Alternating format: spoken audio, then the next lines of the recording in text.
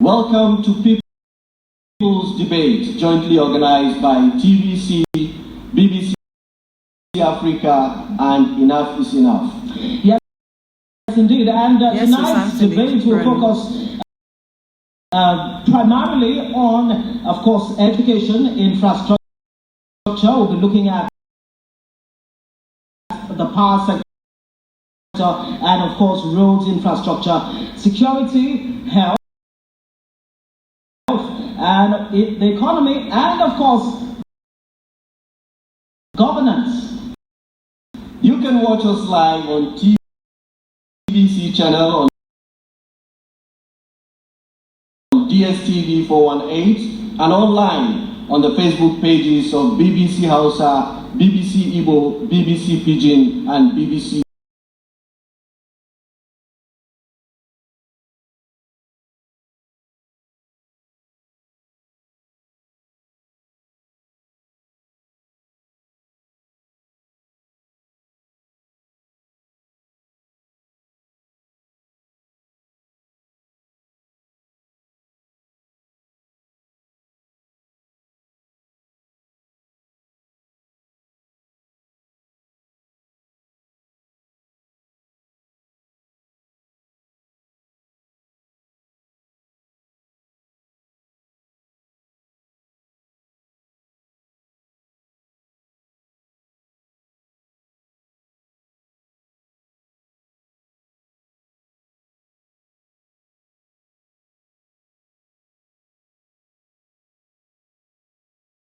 Yoruba. All right, in case order, starting with African Action Congress, Rabiu.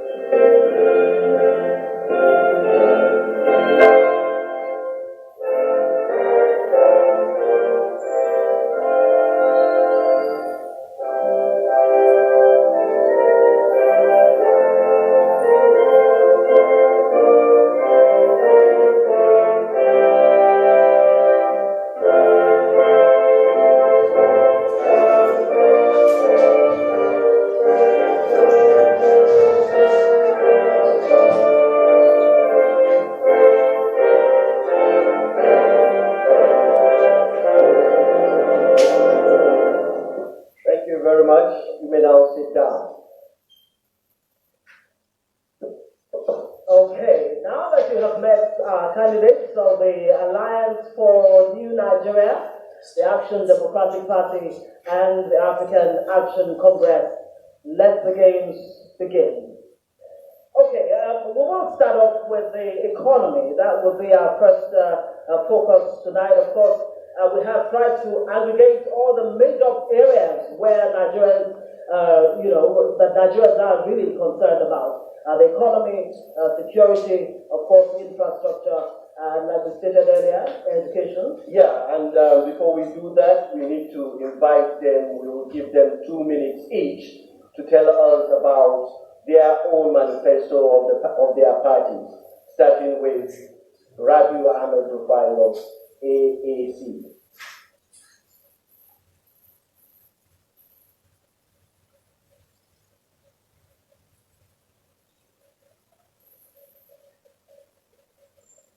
Okay, please would like you to just, put a pause on that while you fix your mic so that we can hear you loud and clear. Thank you very much. If that can be fixed as quickly as possible, please. Okay. All right, go ahead, please. Brothers and sisters, good evening. Our moderators, my fellow candidates, a very good evening to you. You see, for the last 58 years, Nigeria's problem is about leadership. And that came with consequences, which is all the problems we see in today Nigeria. And we need an intervention, and that intervention has to be something different from what we see from APC and PDP. You can see they are not here, which to show their attitude, the contempt they have for Nigerians. And that's why I urge Nigerians not to give them their votes. Our party has the most comprehensive of manifestos because we take a big research to tell us what Nigerians are interested in. And that's why we came up with the most interesting acronym called the SPICER HIT, which is about security, power, infrastructure, corruption, economy, restructuring, health, education, agriculture, and tourism. So this is what we bring on the table. And focusing on this is to achieve the bigger goal for Nigeria, which is about self-sufficiency,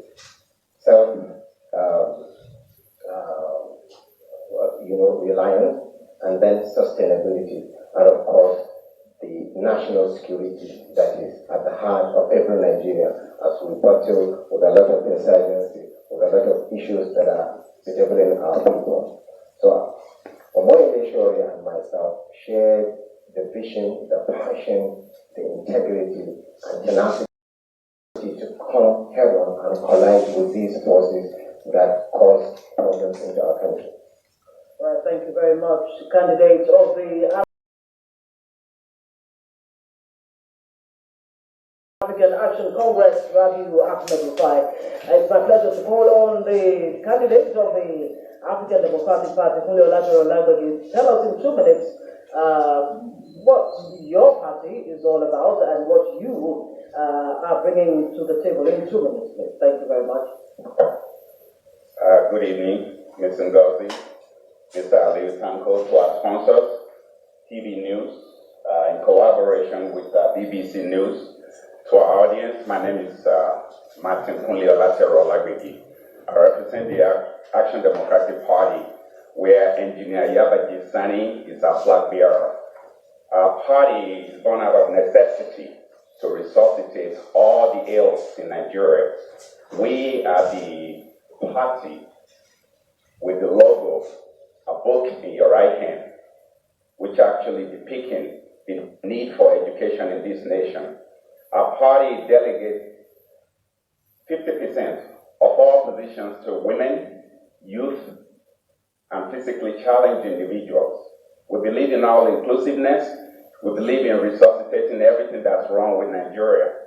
Personally, I've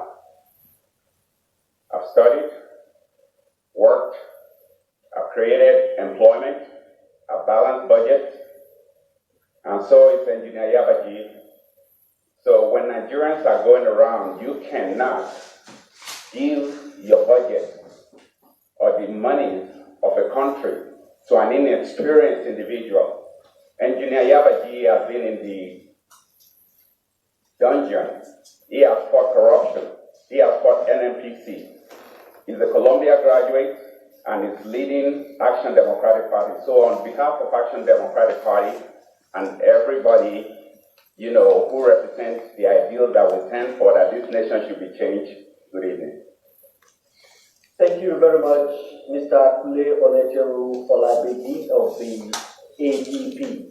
Next is ANN. In 2 minutes, tell us what your party stands for.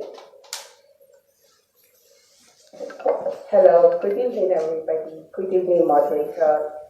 Good evening, audience. Good evening, my fellow candidates. Good evening, my family at home. Good evening, SI and Beyond Mentors family at home and everybody watching. Good evening, Nigeria.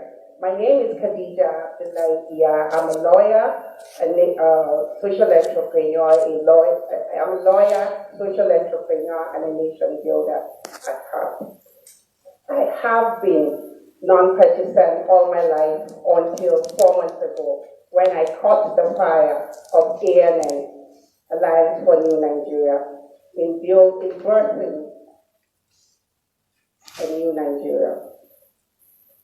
All my life, I have always known that in birthing, I caught the fire of Alliance for New Nigeria, and I believe that a new Nigeria is possible. Do not allow anybody, I'm talking to all Nigerians, to know, I'm telling you that do not let anybody tell you that a new Nigeria is not possible, because I believe in a new Nigeria where the boy, no name, who lost his voice, because his parents were butchered by Boko Haram, deserves a new lease of life when we are dedicated to contribute effectively to a new Nigeria. I believe that that girl child who's been forced into marriage and all the over 13 million children out of school deserve access to quality education. I also believe that every Nigerian, you and I, should hold hands and abolish the ethno-religious sentiment that we have and hold hands to build a strong economy for Nigeria. And our manifesto is about this aspire. Thank you very much. Your time is up. The only lady on the podium, the candidate of the Alliance for New Nigeria, Khadija Abdullahi. Thank you very much for that introduction. I will take the liberty, if I can, to call for a breather, a very short one, a very short break. When we come back, we'll begin to fire the questions. Thank you. You met the polling centers across the country.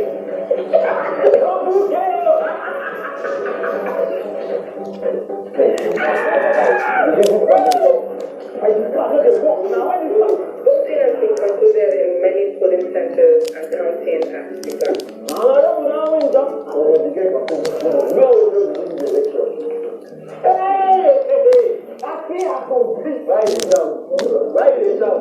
In what can be described as a near miss, the opposition lost to the incumbent by a single vote. Voters have been seen to go to the streets and express their strong voting. How can anybody lose by one vote? One!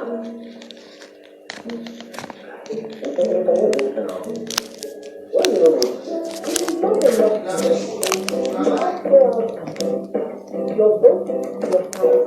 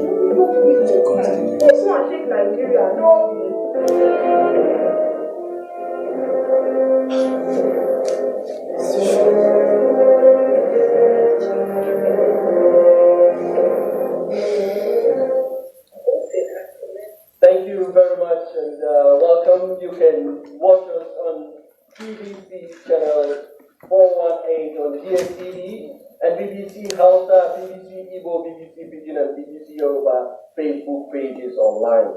Absolutely, and this is the people's debate. So let the games begin. You're going to read out the areas where we're focusing on. Yes, as we take turns in asking you questions, our focus tonight is going to be on economy, infrastructure, security, education, health, and governance. All right, so let's start off with security, since that happens to be a major source of concern for all Nigerians and, as a matter of fact, the international community. Let's begin with, of course, in alphabetical order, with the AAC candidate, Rabiu Rufai, the African Action Congress. Now, crisis all over this country, in every nook and cranny, you can point at where there are security threats to the country, from Zamfara banditry to the issue of herdsmen farmers clashes, and of course kidnapping, among others. Now, these have been a major challenge for Nigeria. What do you think we're not doing right, and how can you fix that problem that has turned out to be an immediate danger to Nigeria? Okay. As you stated, the problems are quite enormous across coast to coast, from the northeast insurgency that we face to the Niger Delta, and then across other farmer clashes, and then of course the problems in the Delta State are quite serious. And at the moment, you realize that there is serious complacency on the side of the administration and even the previous government on how they handle insecurities. You realize that there is no justice. Justice has not been done to people. People have not been properly prosecuted. Suspects of all these crimes that are perpetrated, they have not been brought to book. It is in the interest of Nigeria and our party that we have the courage, we have all it takes to actually bring justice to this.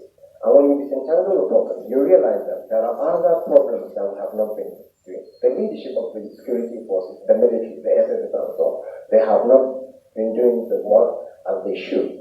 Therefore, we'll check through. When we find them, we'll fire them. We'll have to change the structure there. We have to bring about technology in the way we use drones nowadays actually to bring information. We have to also leverage on intelligence gathering and sharing among the security forces. And then, of course, when you look at the terrorism that we face, we also have to partner with our neighboring countries and then the global community to see how we end that.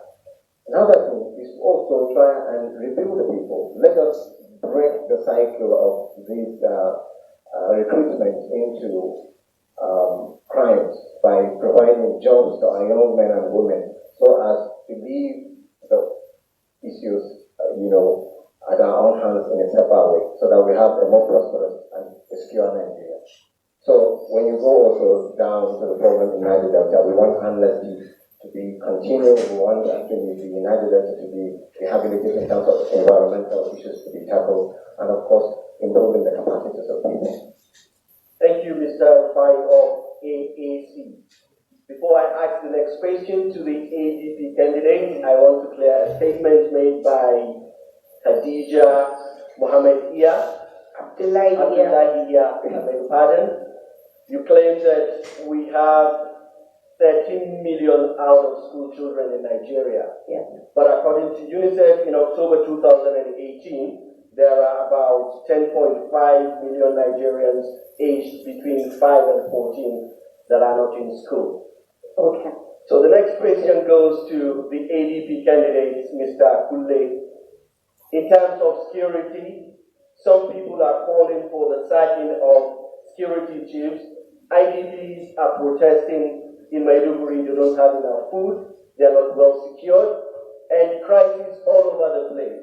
Boko Haram, herders and farmers, Zamfara bandits and things like that.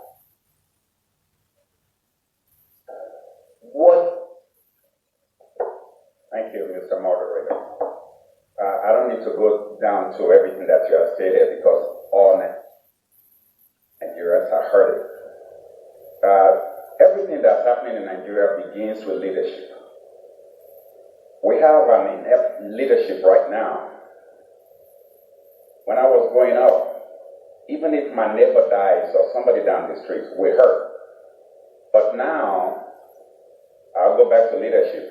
When you see accidents or people are dying, and not even Boko Haram, people are so insensitive, they start taking pictures. What is so funny or what's so nice about dead body that we have not seen? So it's all about leadership. It doesn't matter if you are from east, west, north, and south. When in Nigeria breeds or bleeds, the government, particularly the leadership, should bleed. So what do you do about it? We have disgruntled military personnel. All the soldiers, the army, military, and so forth, they are still there. You need to remove those who were there when President Jonathan was there, promote the new ones so that you give them a new breed of enthusiasm. They are there, they're still. Now then you turn around and look at what people are doing about it. We don't become reactive, we become proactive. If something catches you unaware, you go ahead and start training for it. What I've seen with our military is hazing, terrorizing our people on the streets. What are they doing about our borders? People can never sleep with two eyes closed. So whatever is happening in Zamfara, even though I'm from Ondo State, it's happening to me as well. Under the leadership of White Sani, we will make sure that we form alliances with people not only in West Africa, but in other areas where they are being terrorized. Joint exercises with US, UK, etc., so that we can fight terrorism. Thank you. Okay, thank you very much, candidate of the AGP, Kule Olatola. Now to you, ma'am. The candidate of the AGP has said there is a need to be proactive, and that the shock value is lost on us. We're no longer shocked when we hear numbers of people killed in different parts of the country, like they're just numbers, but these are real human beings that belong to families. What exactly do you think is at the root of the security challenges we're facing, and what solutions will you bring to bear? In creating our territorial integrity, we need to have a border security. And in doing that, what we need to do first is to encourage community policing, re-equip the security agencies. Another thing an FD-led government will do is to ensure that there's establishing a department for homeland security that is routing information sharing together so that everybody will have knowledge of the proliferation of arms coming into the country. One of the things, I remember that our present president mentioned sometime back about coming in through Niger from Libya. And I'm asking the question, if they know these arms are coming in through Niger, what have they done so far? I think that one of the best things that we need to do is to have an alliance with the neighboring countries and ensure that our territorial conjugal, that's the seaways that come into Nigeria, all the borders must be well secured.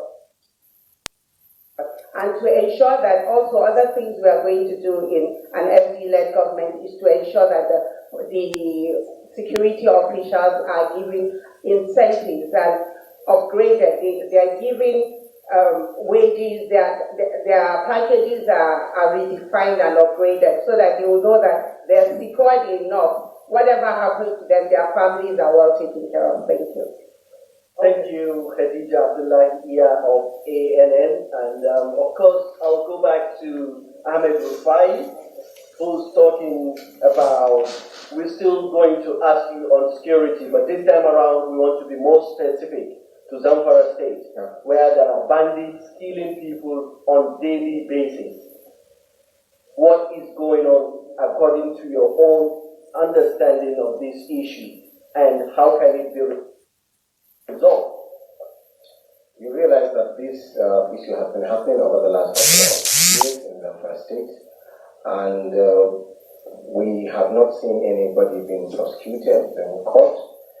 We have not seen justice being done. These guys that are there causing a lot of mayhem are going with such level of impunity. So we are actually deeply concerned. Even yesterday there was scores of people that were killed as a result, and it has now started infiltrating other states like Sokoto and Katsina. So you realize that the state actually is an APT state. The defense minister is from that state. If you can't call this failure, then I don't know what success looks like. It is in our own interest and the interest of this country to fix the problem before it gets out of hand. And definitely, we are going to ensure that more training for our police, we give them the right equipment. We also try to see that the whole area is being searched and surveilled on a daily basis. We took a tour during our campaigns in the Northeast, from Jibia down to Talata, Mafra, and Sokoto. We could not see a police, and we passed through about 3 to 4 local governments in a matter of about 4 hours. What is happening? Just because these people have gold deposits in their soil is actually a cause to invite insurgency and terrorists to occupy their land because there is a weak government there. It is the interest of our party, the tenacity, the consistency, to see that no corruption, no killing actually allowed without being brought to book. That is what we want to do, and that is what our interest is. Okay, thank you very much, the candidate of the AAC. To you, the candidate of the ADP, I have not heard any of you gentlemen or the lady talk about how exactly you plan to fund anti-insurgency and, to fight all the security challenges that we have. Everybody seems to know what the issues really are, but how to go about solving them, especially funding the security apparatus. How do you plan to do that? ADP. Thank you so much. As currently producing nation. Kindly on the mic, please. The problem. Oh, turn it on. Raise it up. Is it on? Is the blue light on, please? Okay. Yeah. Just raise it towards your mouth, please. Thank you, so that we can hear you well.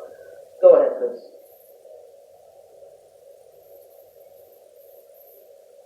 Go ahead, please. It's still not on. It's still not on. Is the blue light? Oh, wow. Okay. Let's carry on.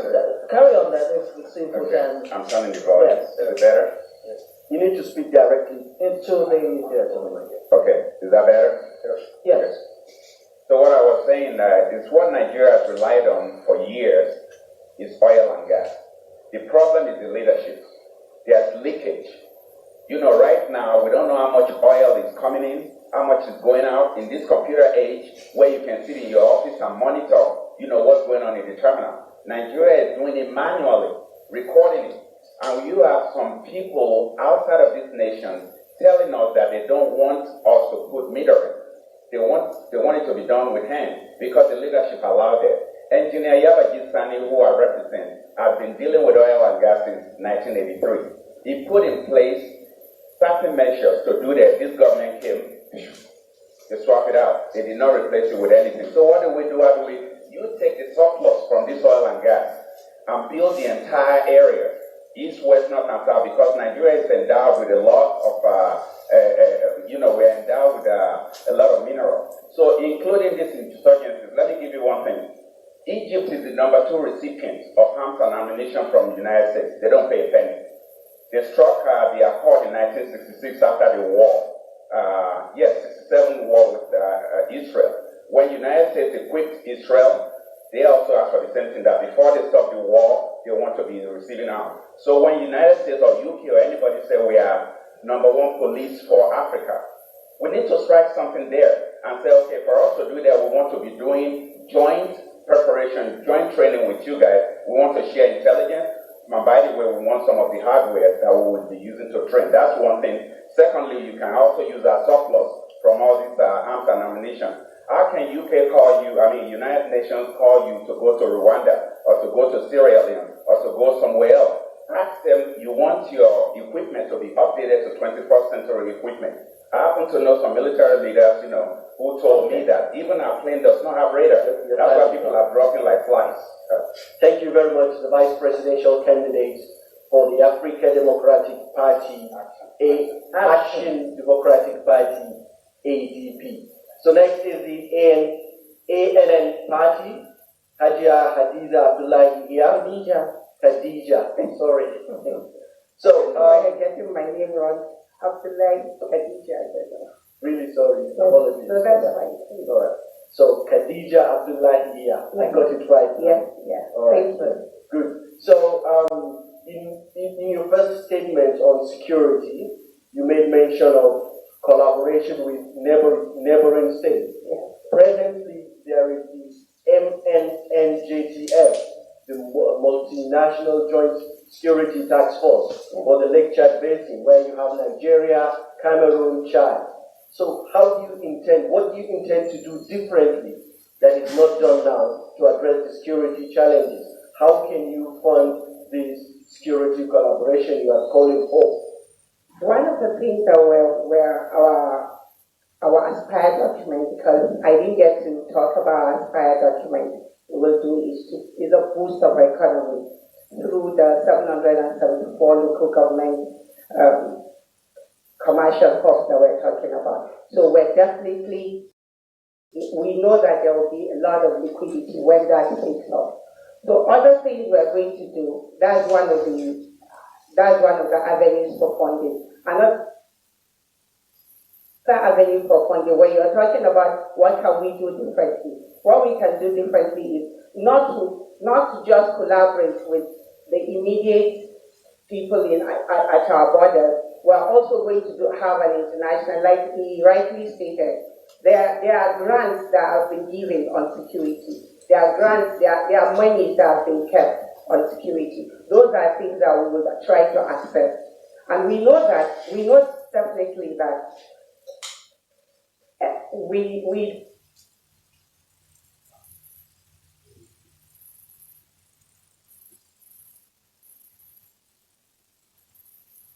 and trying to reduce our own government spending to route it into the issues of security would ensure that we're able to raise enough revenue.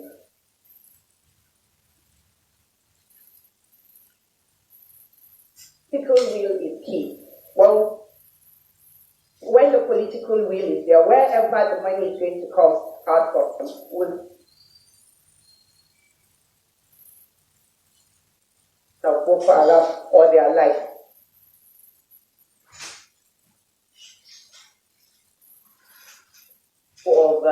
Of security, I'd like to give all three of you 1 minute each to talk about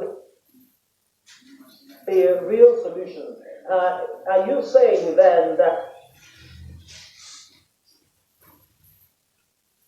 the military solutions, or are there other solutions that you can give us in 1 minute, please? Let me begin. Okay, Hajia. Last time we went to Maiduguri, we found out that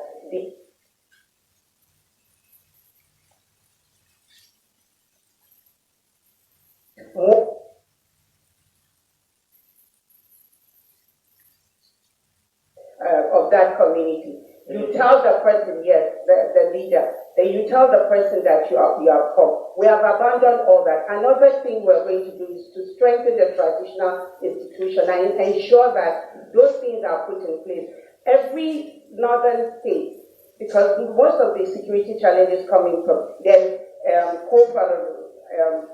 one by profile in different places. So we put up all those gates, so that when people come in, you go and meet the traditional people and ensure that they are there. That's one of the things you are going to do. And then engage the community and then sensitize them on people coming into there. That's one thing we are going to do. All right, thank you, Khadija. Our question is that we want you to be specific in telling us, are you in support of dialogue or using force to bring an end to insurgency and insecurity in Nigeria, starting with ADP? Well, since these people are like ghosts, who do you dialogue with? If you want eyes open, you don't even know. The worst of it is that people who are being killed don't know their offenses. What have they done? You can't farm in your own home. So what you say here, community policing, then, whatever we have to do on the border patrol. I don't know why we have so many barracks inside Abuja when they should be all around our border. It starts with the leadership. So again, I'm saying Nigeria is going to other nations to be their forces there. How come we cannot do it here? It's the leadership. Deploy all the military people to go out there, then engage the community. Be your brother's keeper. Don't say because something is going on in Zamfara, and if you're a whistleblower next door state, you go ahead and tell them. So we'll be proactive. So are you going to use force or dialogue? Combination, sir. Combination. But you cannot have dialogue with people you don't know. You understand? Okay. If Cameroon declares war on Nigeria, we have dialogue. All right. I don't have an address for. Thank you very much, You realize Mr. that there are Now non-military. to your thoughts, we need to get a good perspective of this. 3,500 people lost their lives needlessly last year alone in 2018. As a matter of fact, Nigeria has been described as a killing field. Now, what do you think is that solution, that permanent, sustainable solution? Would it be military or what other? Let me tell you something. Last year, I think the hardest farmer clashes actually, there were more casualties as a result, which has some security actually approach to it, but there are non-military or non-actually security approach to it, because it's about clash of, two parties that are interested in resources, meaning the land. 20% of this land has been grabbed by the Boko Haram, pushing farmers into serious, constraints and difficulties. Hence, you have to have a way, and that is our party. We are going to put resources in place to see that newer technologies are being used for agriculture. We are going to introduce commercial ranching so as to prevent these clashes from happening. We are also interested in contending with the climate change to adapt to it. It has been happening in other countries in the Sahel. Why not Nigeria? Create more infrastructure, dams. Actually, these will now reduce the clashes between farmers and herders. Thank you very much, Rabiu Ahmed Rufai of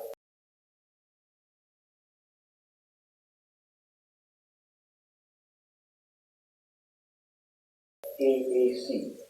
All right, it's time for us to move on to other issues, whether the live audience as well as people watching from home and abroad, are satisfied with the answers that you've given as far as security is concerned.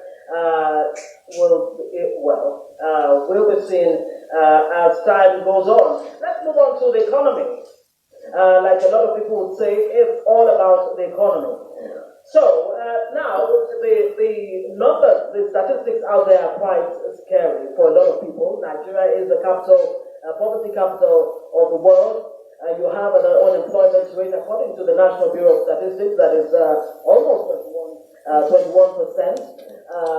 More than half of the youth population is unemployed, specifically about 55% or so.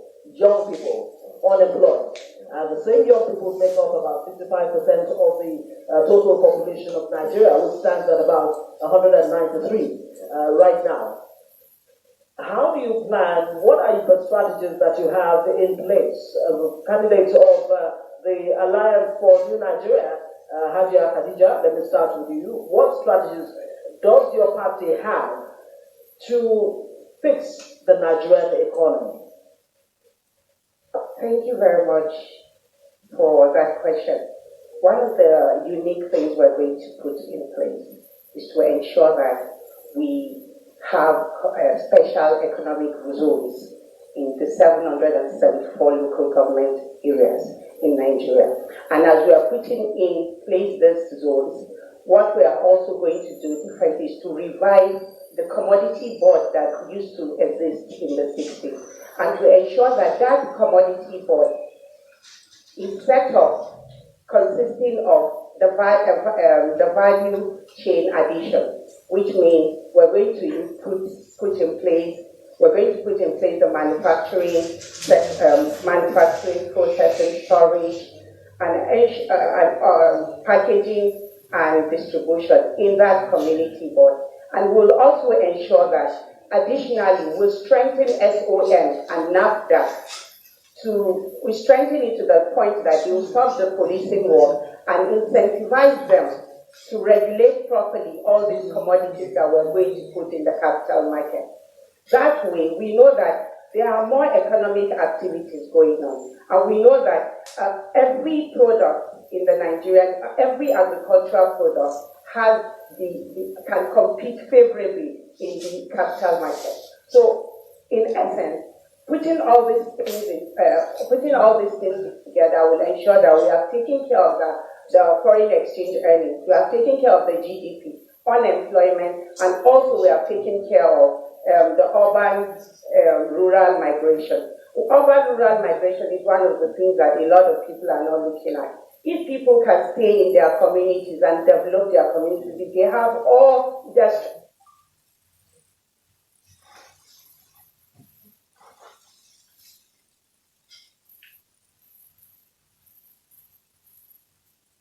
ADP's vice presidential candidate, still talking about economy. There is this controversy about the minimum wage, 30,000. It's before the National Assembly. What is your take on this?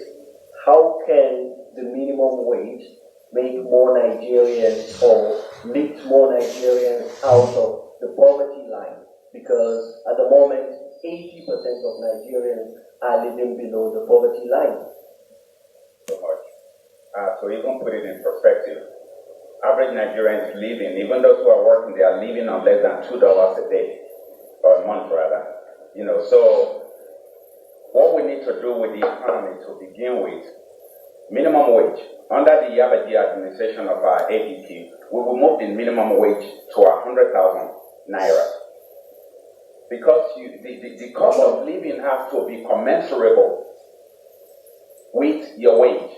If you don't take care of that, that's how you start all this cheating and all this 419, etc. So you have to take care of that. And how do you take care of that? Remember what I talked about, the cash cow. You cannot fund all these things if you don't have no money.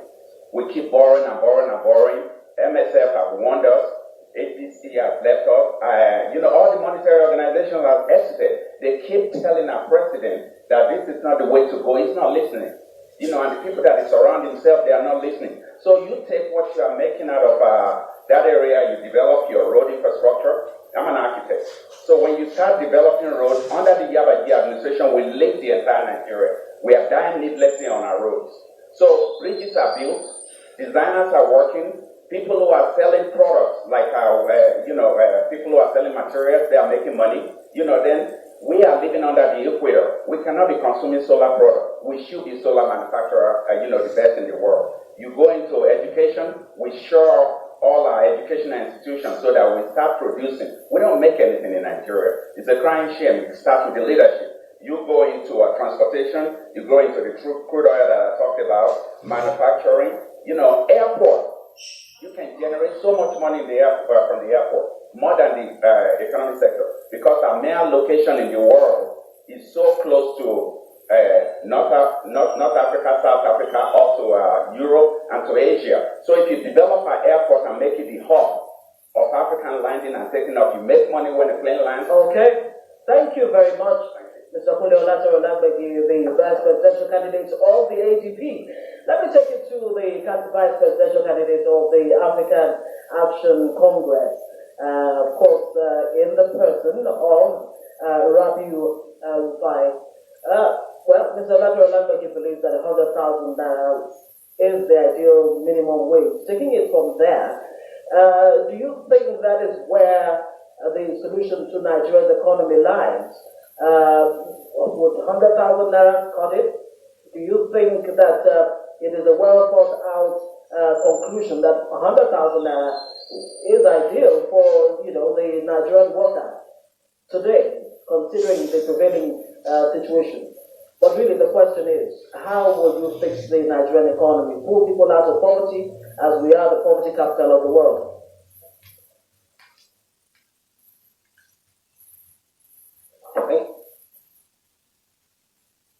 Congress has now found a partner. We have been the first party to push the agenda of, we don't call it, by the way, minimum wage. We call it living mark. You realize an average, family man with 40 is likely to have food, shelter, and medication, school for his children. So when you do the math, at least on daily basis, you need to feed your family with 1,000 naira, and that is 30,000 already. You need money also to pay the rent, which will be around 200,000, a decent house per annum. So when you put all this together, you realize that even that for the beginning of our time, as we go on into our administration, we are going to increase this wage. That's what we are. You said this is a solution? Yes, of one. There are other solutions. We are going to turn Nigeria into a construction site because we are going to inject jobs into infrastructure. We are interested in creating 2.5 million jobs in the infrastructure, roads, railway, sanitation, water, and so on.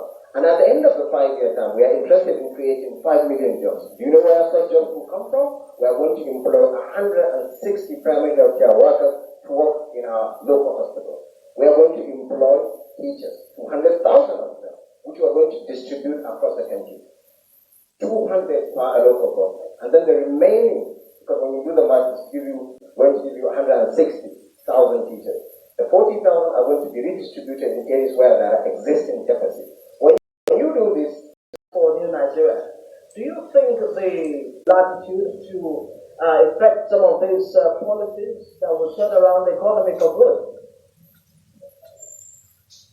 Thank you for your question. You can actually leave your mics on, please. Thank you very much. Please, can you come back again? You said something. My question is, the present structure of the economy, and of course the fact that Nigeria remains a monoproduct economy, highly dependent on oil when it comes to revenue. Would this present structure allow you to effect whatever strategies that you have in place to turn around the economy? I doubt it. That's why it's not working. Like you mentioned, we have a population rate that is about 3% growing, and then we have our GDP about 1.8 working. Of course, it's not even balanced at all. So what we're looking at the mineral resources in different states. We're looking at making them marketable, like routing them into the capital market and ensuring that each product can compete favorably and ensure, like I mentioned earlier. But what I'm saying is, why have we not invest in a place like Jos that has like 26 mineral resources? We have a place like Kaduna State, like Nasarawa, which has up to 23 mineral resources. We have so many of these places. There's no local government in Nigeria that doesn't have something. So what we are saying is, if we want to change the economy, we have to increase the interplay of economic activities in the country, and we have to start from the grassroots. When we do that, I'm very, very sure that our economy will boost, and we will have no business being the poverty capital of the world. Thank you very much, Khadija Abdullahi. I will now move to Mr. Kule Olabe. In the past, there were several social intervention programs in Nigeria, NAPED, Shopee, so many, and the present government has rolled out Empower, Trade Money, and others. So, your own party, ADP, do you have any social intervention program in mind that when you are able to rule this country, you would roll out a program that will alleviate sufferings of Nigerians? Thank you for your question. Let me quickly go back to what we said before. You now say, everybody is talking about pie in the sky. How can you invest without money? We were borrowing and borrowing and borrowing. They forgave our last loans. They won't do it again. These people have left us. They have left us. So that's why I keep saying Nigeria is inundated with God-given gifts. We didn't earn it. We met oil here. We met gas here. Number 3 in the world in gas. So we should be gas capital of the world. We should use the residue, the leftover things that were made from this oil to invest in these other places. The reason that all these people vacated Nigeria is because of their confidence in the leadership. Engineer Yabaji Sani has been there. He has done it. He graduated from an Ivy League university, one of the top universities in the world. I did the same thing. A school where I've seen it in practice. You don't forgive anybody who has stolen. Let's stop calling him 419 wherever. They are thieves. Call them thieves, and if you don't put them in jail, they'll keep on doing it over and over again. So if you don't punish a thief, he's going to come back again. So under the Yabagi administration, we plug the leaks and use the residual to develop everything else that we have. Hey, thank you very much, candidates and vice presidential candidate of the ADP, Mr. Kole Olatero Olagbegi. A final one, and I'd like all three of you to answer this question in 1 minute. The debt profile of the nation is hitting astronomical levels, about 22 trillion, if my memory serves me right. Let me give it to the candidates of the African Action Congress. You can see that paralysis is actually also due to, poor governance and lack of, the capacity we have to create growth within our country so as to be self-sufficient and sustainable. And that is why we are going to close the leakages we have in corruption. Nigeria is being hemorrhaged 5 to 6 billion on an annual basis as a result of that. We have not been able to attract foreign investors to come and actually put plants and factories on our country so as to have our GDP on the higher side. We have not also been able to create the economy that would kickstart itself. What we have seen in this administration is not buying in the name of investment. They should have started this the day they were sworn in office, not when election is around the corner. You keep sharing 10,000 naira to people. For us to really deal with the debt, we need to have a very robust economy in this country. All right, thank you very much. So my question has to do with debt profile, but you just spoke to the issue of trader money, which has become more or less a controversial issue. Yes, indeed, especially at this point in time because of the elections in the next few days, so some political parties are thinking that, why now? Exactly. All right, so the candidates of the Action Democratic Party, very quickly, 1 minute you have to, how do we pull Nigeria out of this debt hole? The way you do it again is that leadership. Success begets success. If people are pulling out of Nigeria, you are sending signal that that's not a place to do business. When you borrow a loan, remember the word borrow, it's loan. You don't borrow a loan and pocket it. You don't borrow a loan and start living a life of luxury overseas. You deal with those individuals who are responsible. How can I be a legislator and enact a law and I say, well, I'm going with what they call immunity? Immunity for what? Prisons are not made for poor people. They are made for jailbreakers. So the moment you start punishing those people who are responsible, you will calm things down, investors will start coming to Nigeria, and then you are able to do things adequately. We cannot be asking people to forgive our loans. We should be loaning people for all these amenities that we have all around us. Get the gasoline money, the crude oil money, use it to develop the other area. Enough is enough. Everybody is guilty by keep on voting the same people in over and over. Vote Action Democratic Party. See what we can do in 100 days. All right, thank you very much. Thank you very much. Your time is up. Khadija Abdullahi here of ANN. So in terms of the debt profile, the past administrations, especially the Obasanjo administration, went to Paris Club and there was debt forgiveness and we were able to pay our debts and now we are back. So what is going to be your option? How are you going to tackle the issue of Nigeria's debt? I think, sorry, thank you for the question. I think that is a responsibility. It is a responsibility that causes all this kind of issues. If you're responsible enough and know what you are tying the next generation into by taking loans, when you know that there are other ways, there are other avenues to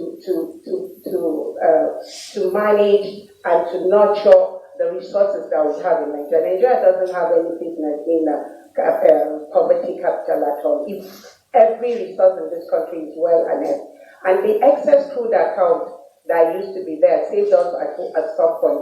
What we are supposed to do is to ensure that it's being revived and upgraded, and we need to also know that we cannot continue taking on the debt profile issue in Nigeria has to stop. And I think that people should be prosecuted when you take loans. Yes, when you take loans, and you need to show where those loans are going. There has to be transparency and credibility in the operation of governance in Nigeria. Well, thank you very much, ladies and gentlemen. Vice presidential candidates of the AAC, the AGP, and of course the ANN laying out their plans for Nigeria if they do get it when the elections come right around the corner. It's right here with us. Okay, we'll take a short breather so that we can chew on some of the things that you have said. It's a good place to take a short break, and when we come back, still more questions for you, ladies and gentlemen. We'll take that break. Stay with us.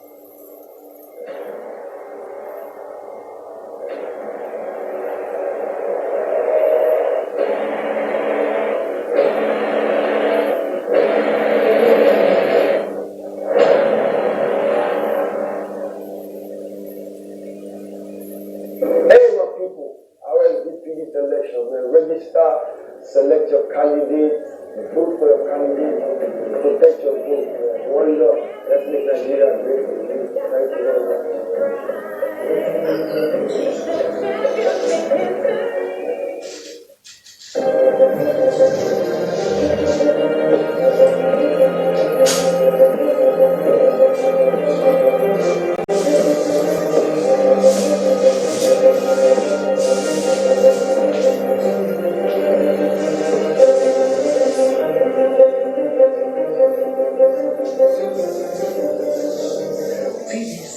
Nigeria.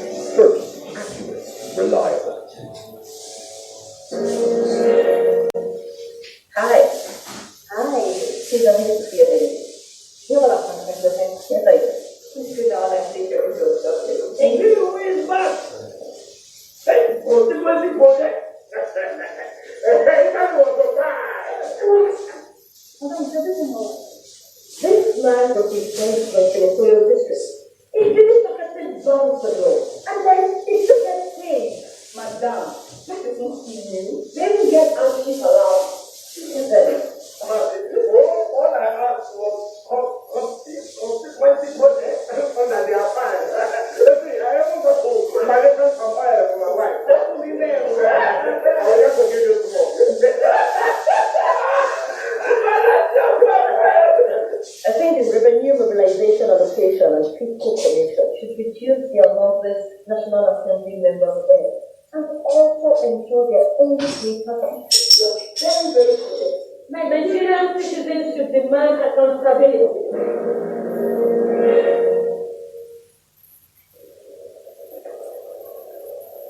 For me, it's a test. On both sides, it's a test. Have you cut down? Have you tightened your belt? Have you led by example?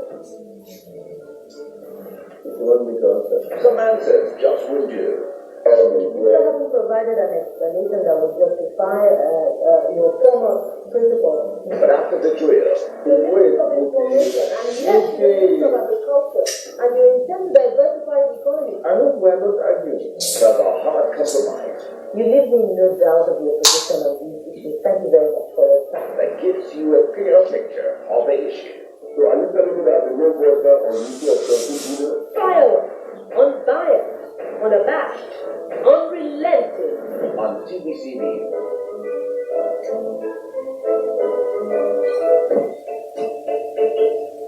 You see, fear can be good if it doesn't freeze you and stop you from taking action. Doubt can also be good. It forces you to weigh your options carefully before taking action. But the real tragedy, my friend, is to allow fear and doubt deny you of the opportunity to be part of deciding who the leaders of this country will be in the coming election. We cannot afford it. The consequences are too great. Your vote is your inalienable right. Every generation has the opportunity to remake their work. Hire those who are giving you a visa with the 3 C's of competence, capacity, and character. Be a part of the legacy. Thank you.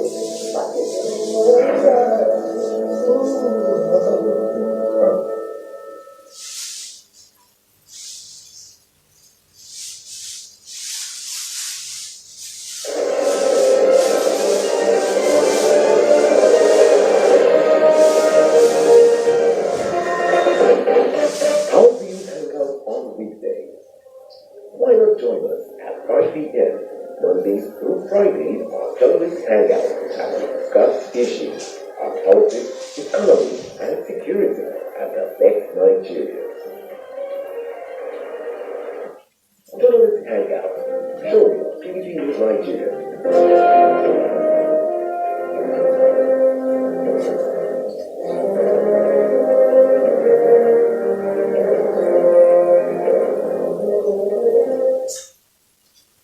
Welcome back. This is People's Debate, jointly organized by TVC, BBC Africa, and Enough.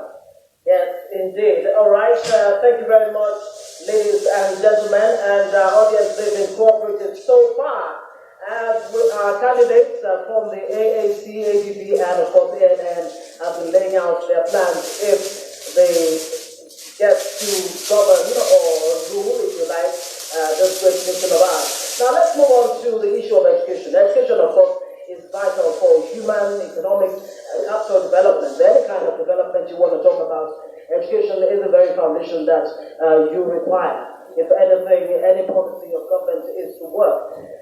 Now, Nigeria has the unenviable position of having the highest number of out-of-school children. It's very much out there. The figures vary between 10 million and 14 million children are out of school right now. And more than half of the population cannot read or write. And you have a situation where only about 46% of students actually pass the West African Examination Council. And of course, you have ASU on strike and all kinds of strikes going on in the education sector. Now the question is a very simple one. Do you even know where we are education-wise? And what is the way forward? What will your party be doing? Let me start with the Action Democratic Party, Mr. Kunle Olateolabedi. How will you fix the education problem? Thank you so much. Anybody who's somebody has been through a teacher. We have to start by respecting the higher institution. We have to revamp all our curriculum. The antiquated curriculum needs to be revamped. We need to come with junior colleges. There are curriculums where you don't have to even go to a 4-year education. For instance, now, I touched on what the airport can do for us. There's no way in West Africa where you have aircraft maintenance. That's only 12 months. 12 months. That's where our aircraft are dropping like birds. Because there are some things to be put in place that you service when it's necessary. You don't keep pushing and pushing and pushing. So we revamp research. MIT, Massachusetts Institute of Technology, has had over 400 new innovative inventions. That's billions of dollars. So our government needs to put credence in education. Like I said, anybody who's somebody has been through a teacher. Now, research is one thing, then the curriculum. Now, what you also do now, you don't disrespect the teachers. They need to make what they are making. Then you clamp down on the students. Make sure that people should go to school for 4 years. They are there for 7-8 years. That all begins because the administration or the previous administration, they don't put credence in education. They don't see the importance of education. And that's where everything is eroding.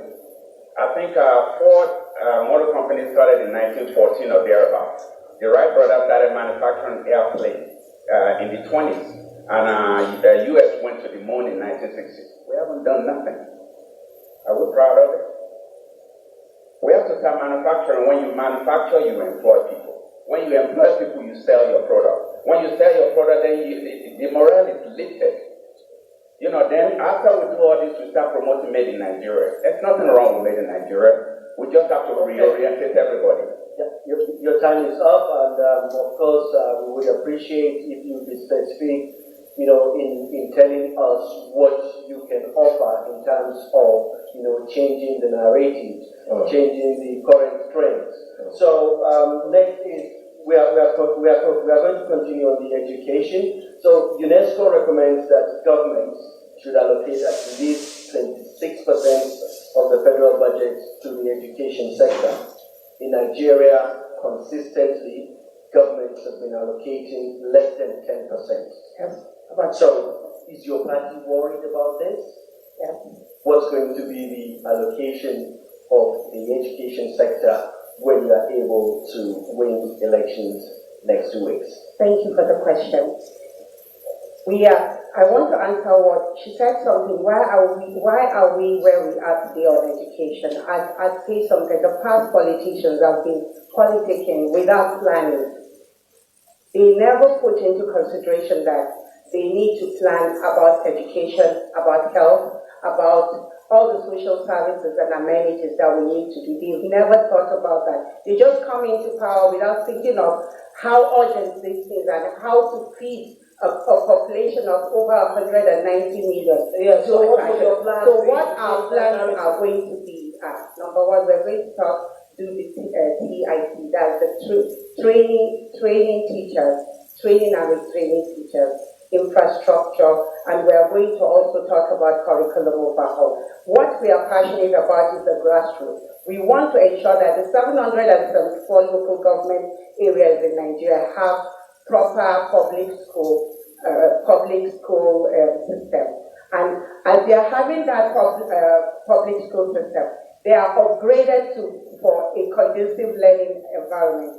We make sure that every child is not left behind. Every child must have proper education in a conducive learning environment. We must also ensure that teachers that are going to be sent into those local governments are incentivized. They are given higher wages so that they will be motivated to go there. We are also going to make sure that we're having a proper curriculum overhaul to ensure that they are ready for the society when they come out. We want a knowledge-driven society.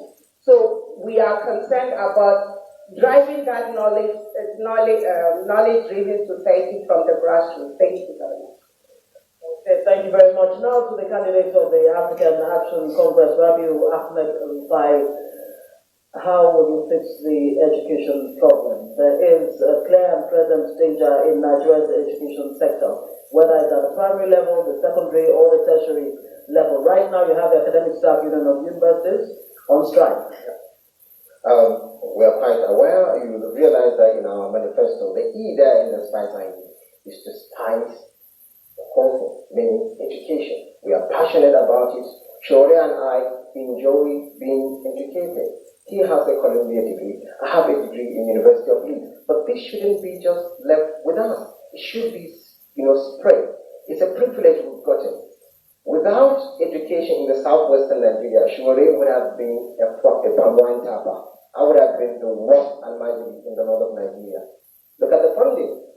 It is too meager. We have over 100 million children in school age in Nigeria, but our budget is only 450 billion naira. Which, when you do the math, you realize you only spend 4,500 naira per child per annum in this country. What would be your own allocation to education if you have? Well, we are going to increase the budget, double it, so that it's 10% of our budget, and then progressively we keep increasing until we reach the subscription of UNESCO, which is to have 26%. Let this education be relevant, impactful, and then competitive. And that's why we will raise up to the university education. We have over 10 million children roaming our streets that are out of school in the name of Almajiri. We are going to mop up off the street. We are going to put them in school so that the next best Quranic reciter is going to be from Nigeria, and then he can also go to the moon. This is what this country should be about. And then council strike that has been coming incessant almost every year. You see one or two of such kind, and not only that, in polytechnics, we are going to have the right temperament to, give leadership the political will, so that no strike will be seen in our administration. Thank you very much, Rabiu Ahmed Rufai of the AAC. We've been able to talk about security, economy, and education. Now, the next theme is health. The Nigerian health sector is said to be in intensive care. Brain drain in the sector, specifically mass exodus of doctors to Europe and America. The Nigerian Medical and Dental Consultants Association is quoted as saying about 600 to 700 doctors are leaving Nigeria every year. How do you plan to stem this? I'll start with the ANN party. Thank you very much for the question. Life, education, health is very important. We have allocated, when the FD-led government coming, we are allocating 10% of the budget to health. Why? We're looking at the same kind of program model we are having for education. In 774 local governments, we want to incentivize doctors to go into these communities. I'll give you an example.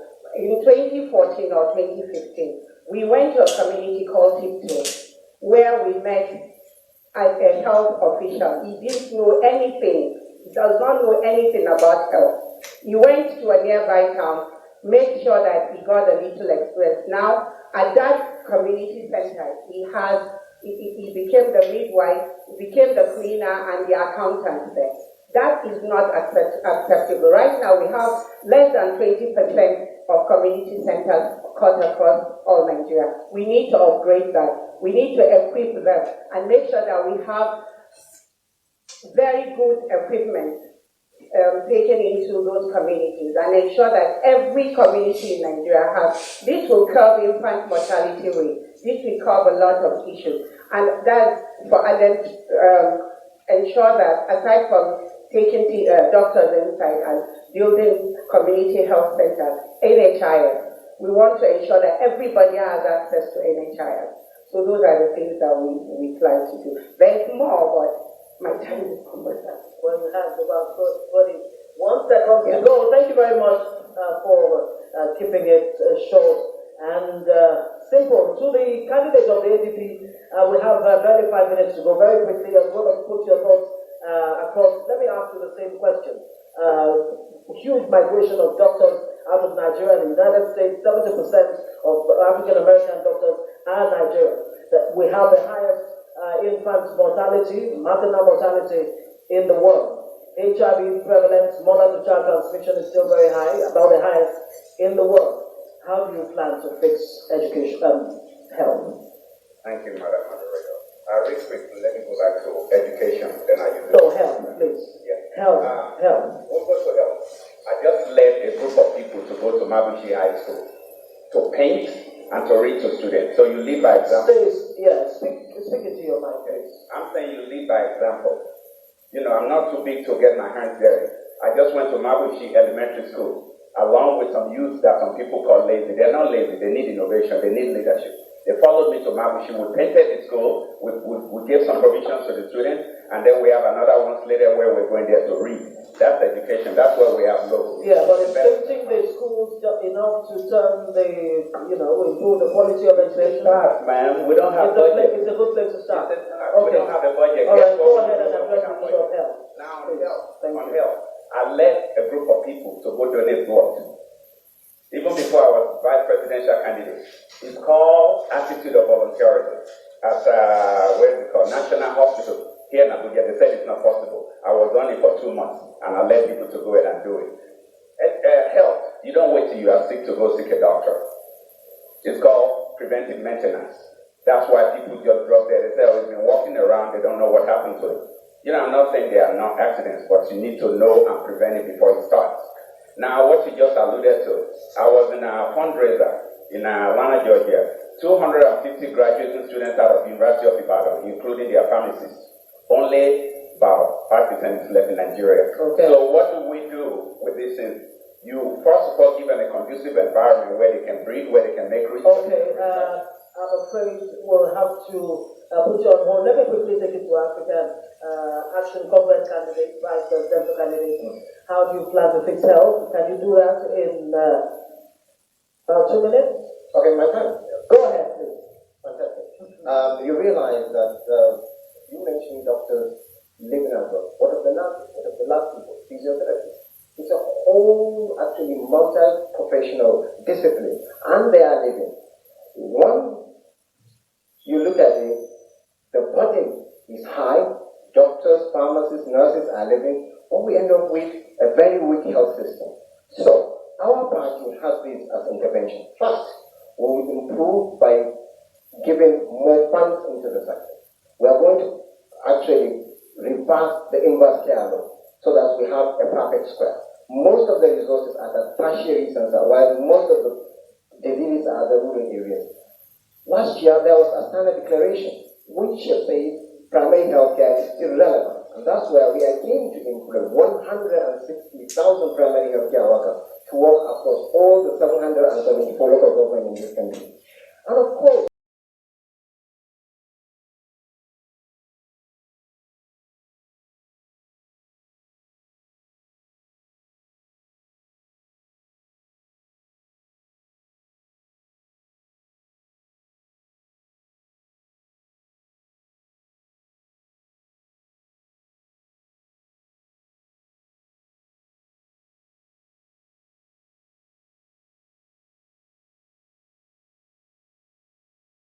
we're going to be training and actually improve the training of our health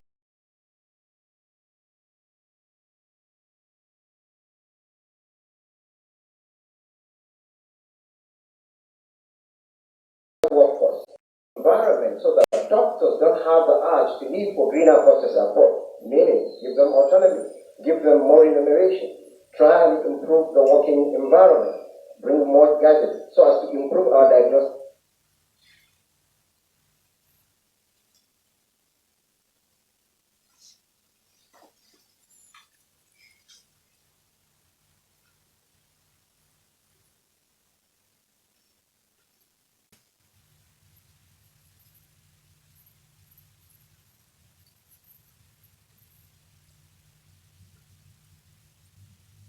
That's the Fulio Lambe Act and the vice presidential candidate of the ANN Alliance for you very much for conducting yourself in the most ASU, yes, that's good news. ASU, we hear that it's called off its flight temporary. Yes. 30 seconds of my time. Yes, unfortunately, like they say, life ain't fair. Would like you to shake hands in spite of the fact that you did not fight, you did not quarrel. We can fight. Thank you very much. And very big thank you to our live audience here in the hall. Now you can put your hands together for yourself. Thank you very much. We do appreciate it. On behalf of my co-anchor, Rabiu Tanko of the BBC, thank you very much. My name is Ngozi and label CBC News. It's been a pleasure anchoring this people's debate. We wish you all the very best. And like we always say, God bless Nigeria. Thank you. Make sure you vote for ANN. Thank you.